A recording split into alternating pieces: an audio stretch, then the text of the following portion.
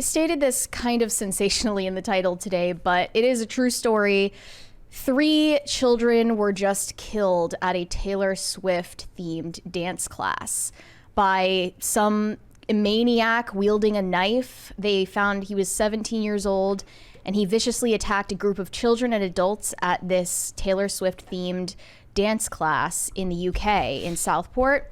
Taylor Swift posted a public statement in response on her Instagram saying, "The horror of yesterday's attack in Southport is washing over me continuously, and I'm just completely in shock. The loss of life and innocence, the horrendous trauma inflicted on everyone who was there, the families and first responders. These were just little kids at a dance class. I'm at a complete loss for how to ever convey my sympathies to these families."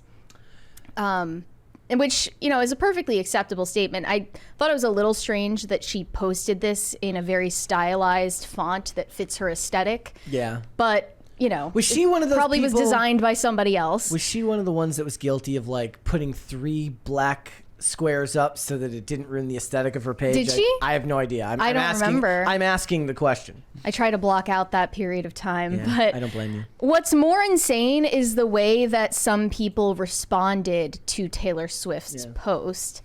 One person said, "Sorry, but a lot of kids were killed in Palestine too."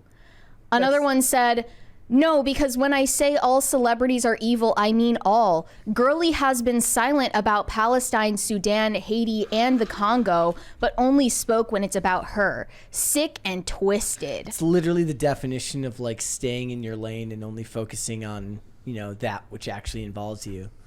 I mean, you could even make the argument that a celebrity doesn't even have a need to respond to something like this if they don't feel it's necessary to do so.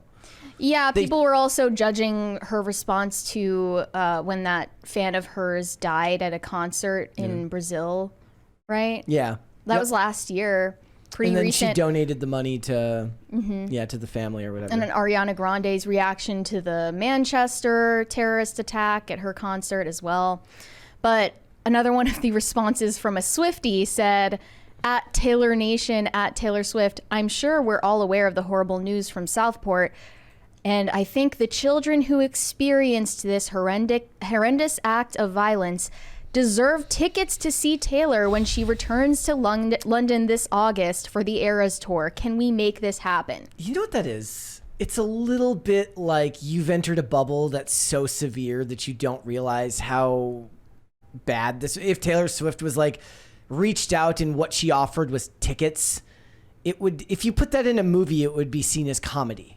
It's just like... It's so tone deaf. Yeah, it's extremely tone deaf. A bunch of people died. Here's some tickets to my concert. Right. Like, make sure to stop by the merch table on the way out. There's nothing you could offer like the parents of these children that would make it okay. It's especially not like listening to the same music that you were listening to when this happened in front of you.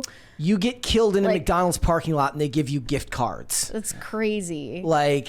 That's I think that's just part of being in the bubble, like where to her, I'm assuming this is a her, that would actually be something worth it, right? But to the family of those who lost someone, that doesn't make any sense. Doesn't mean anything. And to the families of those who were just injured, that pretty much doesn't mean anything either. That's a unbelievably traumatic event, and you know, I think there's more that could be done, but I don't even know if it's necessarily. It would be good for her publicity to respond and to do something about it. But anytime you enter this type of public arena, you're going to be criticized for not doing it a specific way. And nobody loves that more than the people saying that you should actually be also caring about the Congo and Palestine. And well, you have to release a statement on literally every humanitarian crisis, every tragedy, but you also can never say the right thing, but also silence is violence. So you have to say something. And no response is correct. So I would sympathize with her if she decided to just step back and not say anything. Yeah, I don't know. But another weird thing that people pointed out about this is that they said that the investigation found it was not terror related. Okay. One person responded to that saying, "If you're going to a Taylor Swift themed children's dance event with a knife, it's a very specific demographic you're targeting. We really need to think about how we define terror in this country." What do they mean by that? Like, I'm confused. Like, I guess that they ascertained somehow that the attacker wasn't motivated by terror. Wait, is that supposed to be like if he had a bomb, it would be about terrorism? But I since don't he had know. a knife, it's not. There have been plenty of knife attacks in the UK, Yes. obviously, and terror-related ones as well. Well, I don't know mean, how they make a decision like that.